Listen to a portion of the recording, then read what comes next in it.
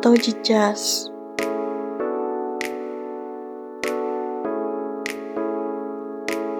Sel terjadi ketika sel tidak mampu mempertahankan hemoteosis karena berbagai stresor, sehingga menyebabkan kerusakan atau disfungsi. Ada beberapa jenis cedera sel.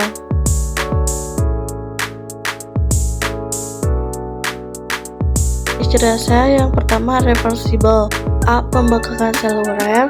B. Perubahan lemak.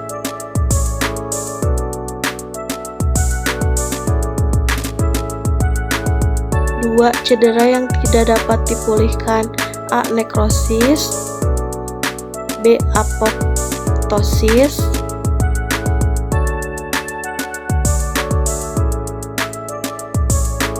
Penyebab cedera sel: 1. Hipoksia. 2. Agen fisik. 3. Agen kimia.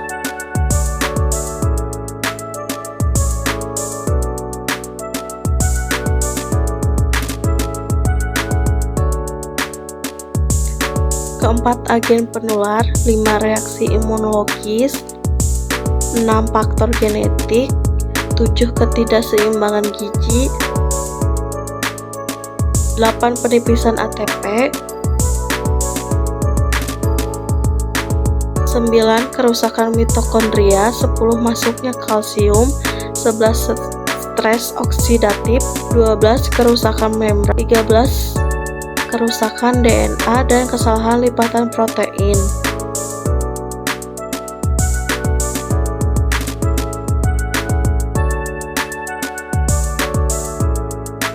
Apoptosis. Apoptosis adalah proses kematian sel terprogram yang teratur dan terkontrol, penting untuk perkembangan dan pemeliharaan jaringan yang sehat. Ciri-ciri apoptosis: yang pertama adalah penyusunan sel. 2. Kondensasi kromatin. 3. Pembentukan bleb. 4. Pembentukan badan apotik. 5. Patogenosis. Lalu ada mekanisme apoptosis. Jalur instruksi dipicu oleh stres seluler atau kerusakan DNA, melibatkan pelepasan protein dari mitokondria yang mengaktifkan kapasien untuk memulai proses apoptosis. 2. Jalur eksternal dipicu oleh sinyal eksternal melalui reseptor kematian pada permukaan sel seperti reseptor SAF atau TNE. Lalu ada fungsi apoptosis. Yang pertama, perkembangan embrio, menghilangkan sel-sel yang tidak diperlukan selama perkembangan. 2. Pemeliharaan homeostasis, pengatur jumlah sel adalah jaringan. 3. Penghapusan sel yang rusak atau berpotensi kanker, menghilangkan sel dengan kerusakan DNA yang tidak dapat diperbaiki atau sel yang terinfeksi virus. Baik, selanjutnya di sini ada penjelasan tentang materi, yaitu nekrosis. Nekrosis adalah kematian sel yang tidak terprogram dan biasanya disebabkan oleh kerusakan fisik atau kimia yang parah, seperti cedera atau infeksi. Proses nekrosis seringkali disertai dengan pelepasan konten seluler yang dapat merusak jaringan sekitarnya dan memicu reaksi peradangan. Nekrosis dapat disebabkan oleh berbagai faktor, antara lain infeksi, yaitu bakteri, virus, dan jamur. Yang kedua, racun, seperti timbal dan merkuri yang dapat merusak sel dan jaringan. Yang ketiga, trauma, contohnya cedera fisik seperti luka bakar, patah tulang, dan luka tusuk.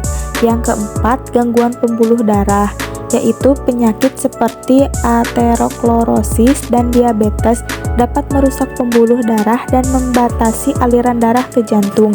Yang kelima, iskemia, kurang oksigen ke jaringan seperti yang dapat terjadi pada serangan jantung atau stroke yang dapat menyebabkan nekrosis.